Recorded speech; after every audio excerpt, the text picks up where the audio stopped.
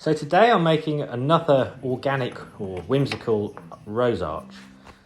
So over to the hydraulic press to put on the bending attachment, and then have a look in the new highly organised steel racking, aka a shipping container. But this really does help when you're doing something quite creative, so you can have a look for the metal that you want and get a feel of it in your hands and choose something suitable. And sometimes there's big differences in subtle differences in the diameter, shall we say. So with that done, over to the hydraulic shear. This is a fantastic piece of equipment. It uses a carbide blade and moves across, and it just shears straight through this 16mm bar. It'll do up to 22mm bar. And talking about speed and efficiency, we'll then go over to my homemade hydraulic press. If you want to see more about A, how this was made, or B, me using it, have a look at the homemade videos playlist, and there's a video of me making it on there. I've been really pleased with this press. It's 7 tons on the ram, but with this attachment it's more like 10. It allows me to effortlessly manipulate the metal in ways that you just couldn't do by hand. You'd have to otherwise heat it, and even then you wouldn't get such continuous curve. Here's a close-up video of that shear.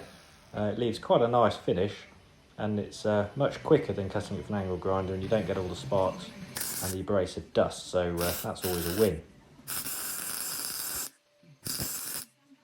Now I've got a few pieces of the main frame made, it's time to weld them up. Of course I'm using my Artec Pro 250 welder.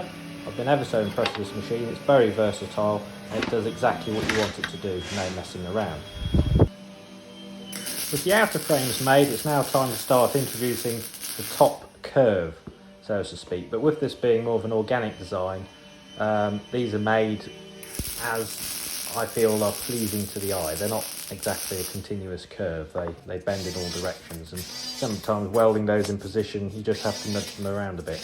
Then it was time to start work on the decorative infill for the main frames. So here's some 8mm bar through the notcher again, and then put it on the bending peg to make it into all different swirly shapes. You may be wondering why I'm not using my hydraulic scroll maker, and the reason is I want all of these scrolls to be different. So horses for courses there. Just finished making the machine and I'm not using it. I'm yet again doing it by hand. So when welding on the infill, I like to have the arch stood as it's going to be in situation.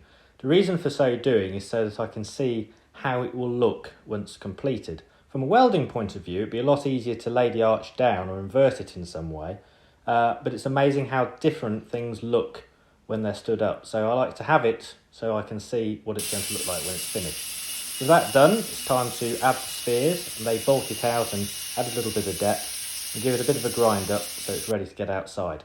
So there it is, outside in the greenery. What do we think? It's a little bit hard to see some of the detail against the green, but we will see it against the sky in a moment. So this arch is deliberately non-symmetrical, completely whimsical and organically formed. The idea is to add structure, a frame for the roses to grow up, but also some winter interest. So if you're interested in this arch, do get in contact, hit me up, and we might be able to come to an arrangement. And it's off to a show this weekend. Enjoy the sunshine.